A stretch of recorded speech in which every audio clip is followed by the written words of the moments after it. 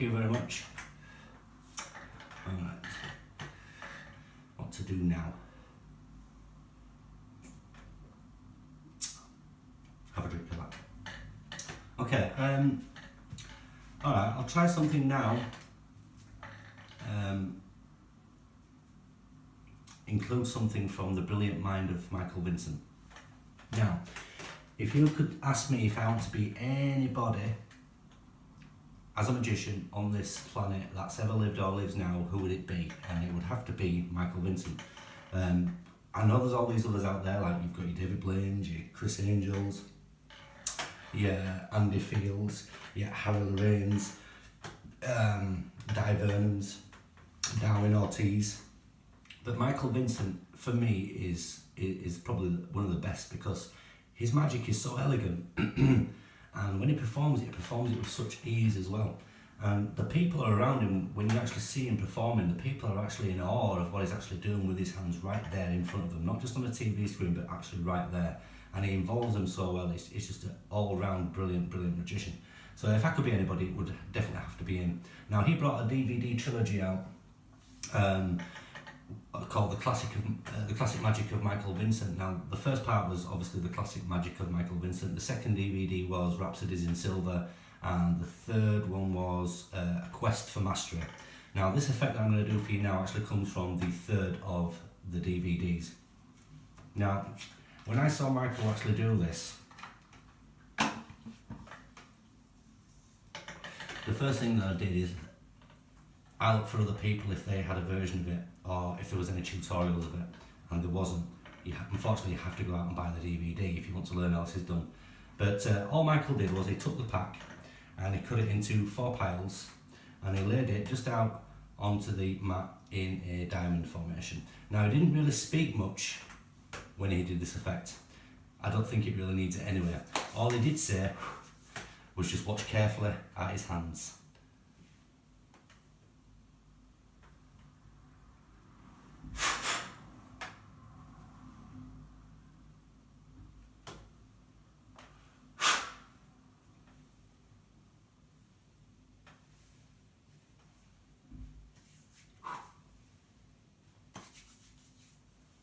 Watch carefully.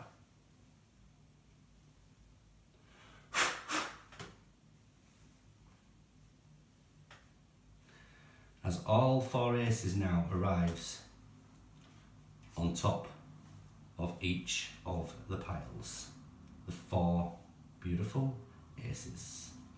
And that is Michael Vincent's Revelation.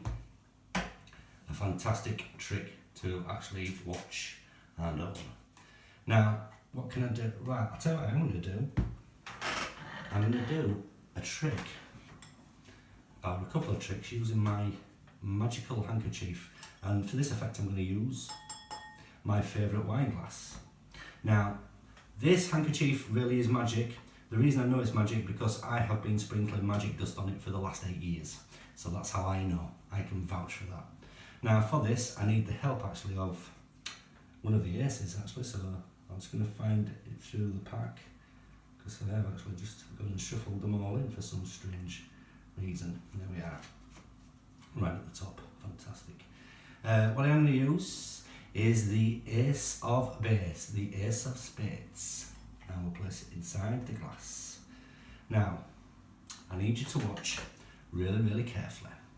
3, 2, 1, and a go.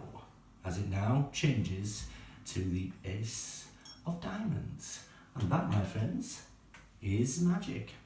Now, I'm going to keep, it's also good as well because you can actually keep the sweat off your hands a little bit. Anyway, I'm going to use this again, but first of all, we need to give the pack some shuffles. And I would need the help of a spectator, but I haven't got one.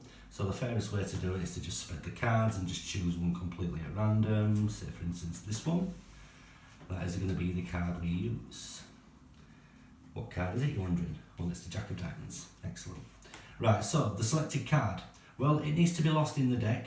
Now, a magician can put it into the middle of the deck and control it wherever he wants. So the fairest way to actually do it is to take the Jack of Diamonds, the selected card, and we leave it in the middle just like that stuck out, so we now know it's safely and perfectly in the middle of the deck.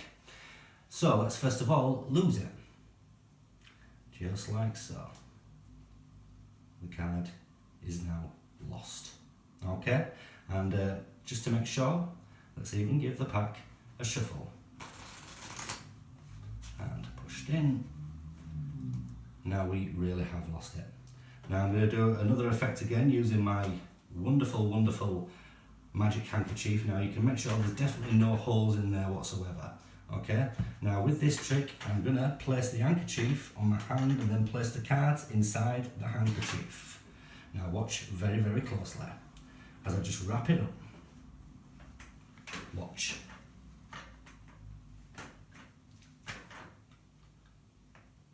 I can actually pull one card through now, as all the rest of the cards are still inside. The card I pulled out just happens to be the selected Jack of Diamonds. Not only can it penetrate handkerchiefs, but penetrate half the deck as well. And that is card through handkerchief. Thank you very much. Okay. Now,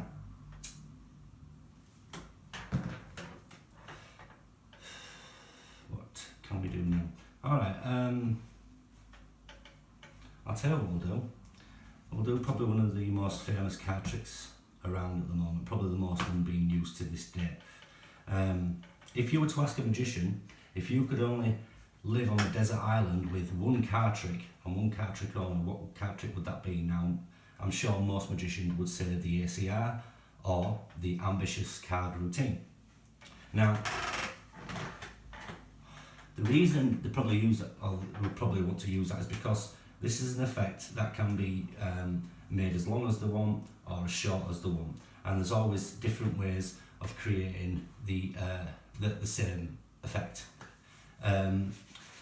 Now, I have a short routine of this, and again, we would need a spectator. Now, instead of allowing a spectator to just choose a card that way, what I personally like to do is to spread out the cards, and then they can choose whatever card they want. So, and what I always say to them is, try and avoid a picture card, because most of the times when I perform this in public, I would have a Sharpie with me so they can actually sign the card.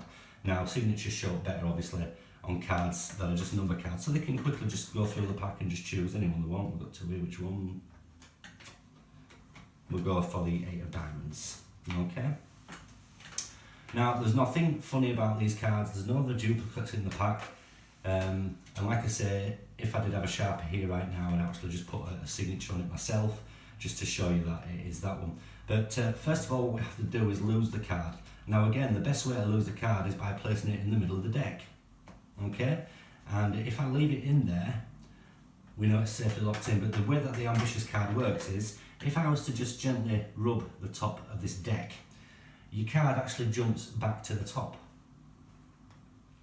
It's just a strange thing that happens, but it does happen. Now, I'm going to show you something else. What we do is we take your card, and this time we'll place it back inside about middle of the deck, give or take a card or two. And we're going to lose it in there and just leave it, okay? But again, if I give that pack just that little bit of a rub, it jumps back to the top. But was that a rub? Sorry. When you do it again, you've got to actually give it a rub and a tap. By doing that, it actually then jumps straight back to the top. This time we'll take your card and we'll spin cut it into the middle. Now remember, if I don't do anything, nothing happens. It doesn't come to the top. It doesn't come second to the top. It doesn't even come third to the top. And it doesn't come to the bottom.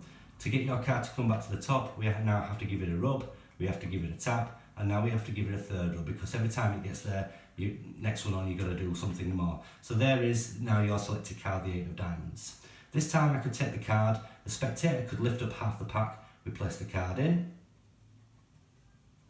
and again, we give it a rub, we give it a tap, we give it a rub, and now we have to give it another tap, and then it jumps straight back to the top. That's the way that this trick works. Now, like I said, there's different routines of this, and the routines go on as long as short, but they always seem to get more and more powerful as the time goes on. I'm going to show you what I mean by that, because what I'm going to do now is I'm going to take your card, and it really is your card in the middle there. To prove it's your card, I'm going to push it forward and leave it stuck out, and then I'm going to place it into the middle of this pack here and push it in. Then I'm going to cut all this pack into the middle of this pack and we push it in. So effectively now, your card is in the middle of the deck. Okay, but watch this. Now, if I was to give the pack a tap, a rub, a tap, a rub, another tap and another rub, something magical happens because now your card jumps straight back to the top. What did I miss out? Oh, no. That's why. That's why. I started off with a tap. It's supposed to be a rub, a tap, a rub, a tap, a rub, a tap, and one final rub, and your card jumps straight back to the top of the deck. Silly me. I know, it's just strange. We'll try this again, watch. I take your card, we push it forward just like that. This time we push it in, and I push it into the middle. Now this time, the spectator can push the card in.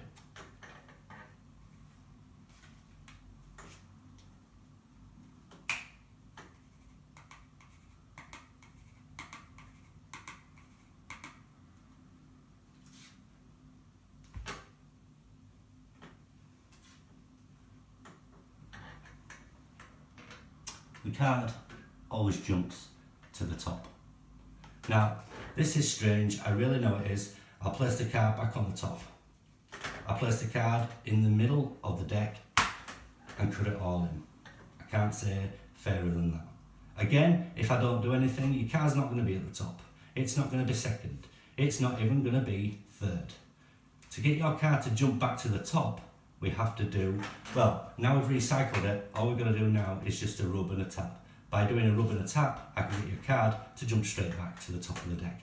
Now, for the final time, now you're going to see this is very visual. Very visual indeed. You need to watch really carefully. I'm going to take your 8 of diamonds and give it a severe bend, okay? Now, watch. We take the 8 and place it into the middle. Watch it really carefully as it goes into the middle.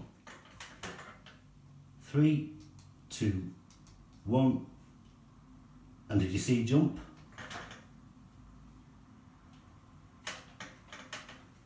The 8 of diamonds visually now jumps to the top of the deck. And I can't say fairer than that. There it is, the ambitious card.